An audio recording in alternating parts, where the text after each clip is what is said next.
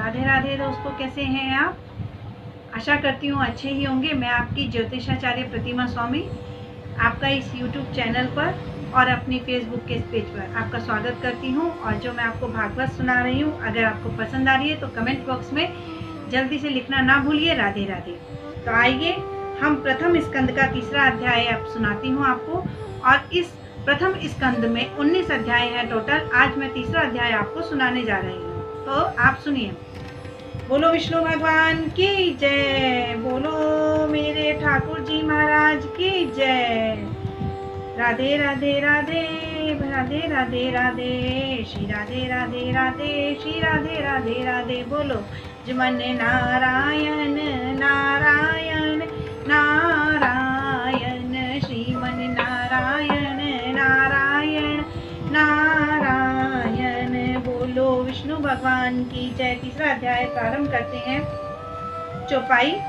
धर्म हेतु प्रभु ले अवतारा, प्रगटे भू पर बारंबारा, भक्तन हित अवतरण गुसाई, तारे दुष्ट व्याध की नाई। बोलो नारायण नारायण नारायण, श्रीमन नारायण नारायण नारायण।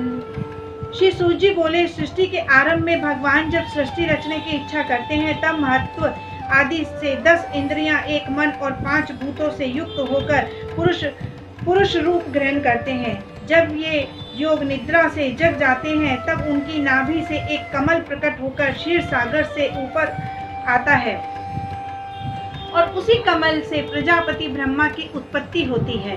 शीर्षायी भगवान नारायण के विराट रूप में समस्त लोक ब्रह्मांड आदि व्याप्त रहते हैं। योगी जन उसी विराट रूप को अपनी दिव्य दृष्टि से देखते हैं।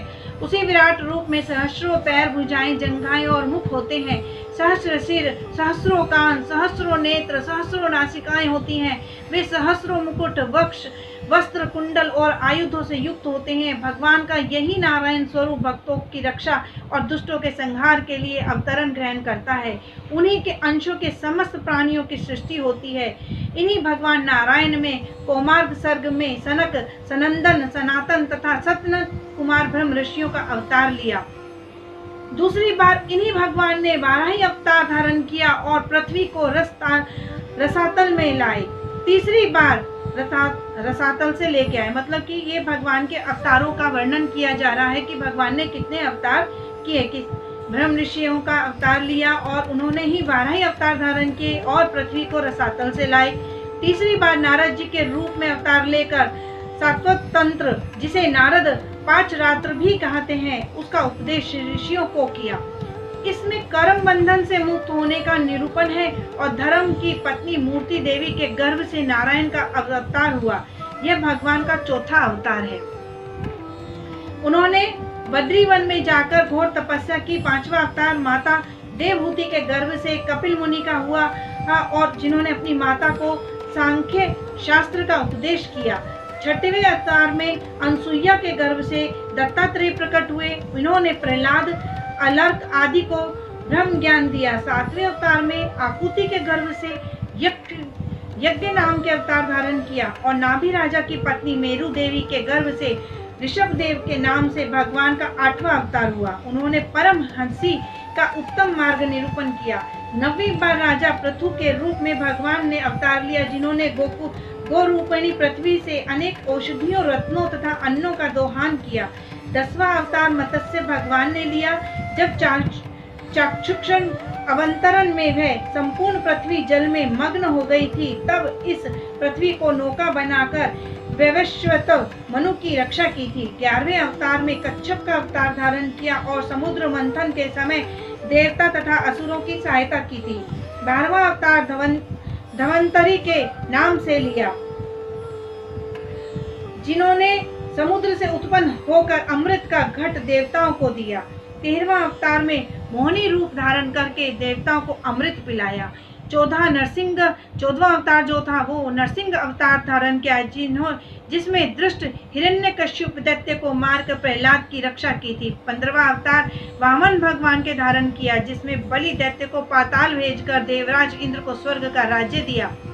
16वां अवतार परशुराम जी का धारण किया, जिन्होंने अभिमानी राजाओं सहित क्षत्रियों को 21 बार समूल से नष्ट किया। सहस्रवें अवतार में पराशर जी के द्वारा सत्यवती के गर्भ से भगवान ने देव व्यास जी के रूप में अवतार धारण किया, जिन्होंने वेदों का विभाजन करके अनेक उत्तम ग्रंथ निर्माण किए।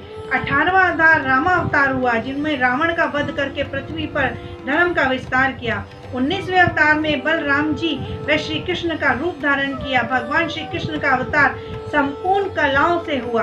तत्पश्चात वृद्धदेव का अवतार धारण करके कलयुग के अंत में विष्णु यक्ष नामक ब्राह्मण के गृह में कल्कि भगवान का अवतार होगा।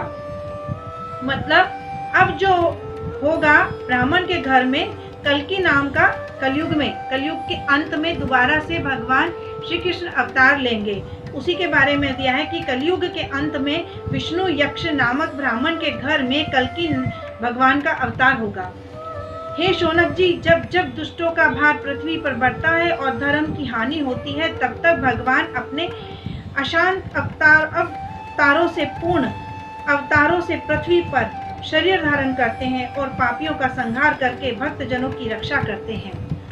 भगवान का यह साकार रूप है, किंतु भगवान का निराकार रूप भी है, जिससे सूक्ष्म अव्यक्त रूप कहते हैं, जो ना तो किन्हीं गुणों से वर्ताता है और ना ही दिखता है और ना ही सुनाई देता है।